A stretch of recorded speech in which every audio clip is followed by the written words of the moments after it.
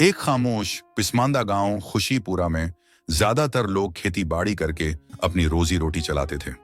मगर किसानों की किस्मत हमेशा मेहरबान नहीं होती। फसल कभी अच्छी निकलती, कभी तबाह हो जाती। इसी कमजोरी का फायदा उठाता था गांव का चालाक और मगरूर जमींदार सुरेंद्र नाथ। वो लोगों को भारी सूद पर कर्ज देता और फिर उनसे सख्ती से पैसे वसूल करता। यूं हर साल उसकी दौलत में इजाफा होता गया। एक दिन गांव के लोग अपने कर्ज की किस्तें जमा कराने सुरेंद्र नाथ के बंगले पर पहुंचे। इसी दौरान एक जवान लड़का संदीप अपनी बीमार है मां के साथ वहां से गुजरा। मां, बेटा, ये यहां इतनी भीड़ क्यों है? संदीप, पता नहीं मां, मैं देख कर आता हूं, शायद कोई भंडारा लगा हो।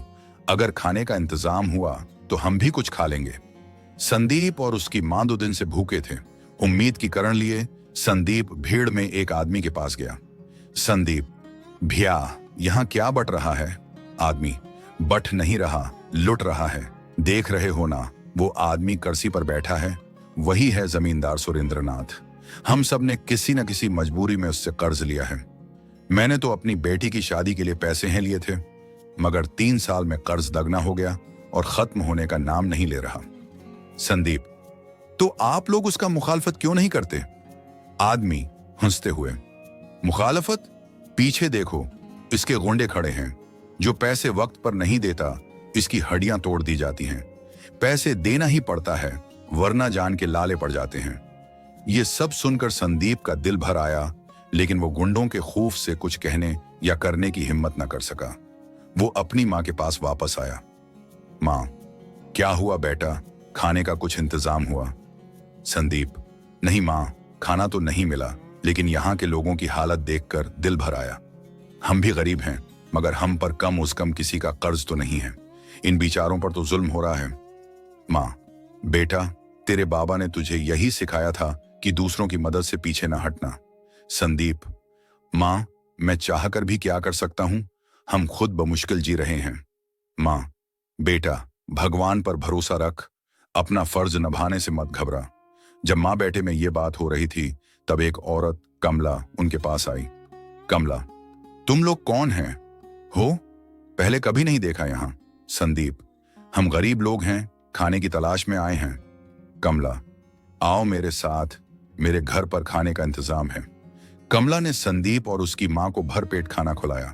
खाने के दौरान संदीप ने कमला के बनाए कटहल के अचार की तारीफ की, जिस पर कमला की आंखों में आंसू आ गए। कमला, मेरे शौहर को भी ये अचार बहुत पसंद था, मगर सुरेंद्र नाथ के कर्ज की वजह से दिन रात काम करते करते वो चल बसा। कर्ज चुकाने के लिए मुझे अपना खेत भी देना पड़ा। ये सुनकर संदीप के दिल में आग भड़क उठी। उसने फैसला कर लिया कि वो गांव वालों के साथ होने वाले जुल्म का बदला लेगा।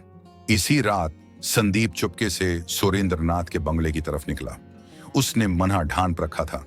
वहां पहुंचकर देखा कि एक बड़ा सा बक्सा रखा है, जिसके पास एक गुंडा सो रहा है। संदीप ने एक चालाकी की। उसने बंगले के बाहर खड़ी गाड़ी पर पत्थर मारा। आवाज सुनकर गुंडा जाग गया और गाड़ी की तरफ भागा। उसी लम्हे संदीप ने बक्सा उठाया और गायब हो गया। बक्से में गांव वालों से लौटे गए पैसे थे। संदीप ने वो पैसे निकाल लिए और खाली बक्सा तालाब में फेंक दिया। फिर वो शहर गया, जहां से उसने अमदा कपड़े, 2 सोने के सिक्के, एक घोड़ा और कमला के बनाए अचार से भरा मिट्टी का मटका खरीदा। अगले दिन संदीप खूबसूरत कपड़ों में मलबूस घोड़े पर सवार होकर तालाब के पास पहुंचा, जहां सुरेंद्र नाथ अपने गुंडों के साथ बक्सा ढूंढ रहा था। संदीप ऊंची आवाज में, अरे जनाब, जरा इधर आइए। सुरेंद्र नाथ हैरान हुआ और संदीप के पास आया। संदीप, मैं जादूगर विश्व प्रताप हूं, हिमालय से सफर करके आया हूं और यहां तालाब में नहाने का इरादा है। मेरा घोड़ा पकड़ो और इस मिटके का ख्याल रखो। संदीप ने 2 सोने के सिक्के सुरेंद्र नाथ की तरफ फेंके। सोने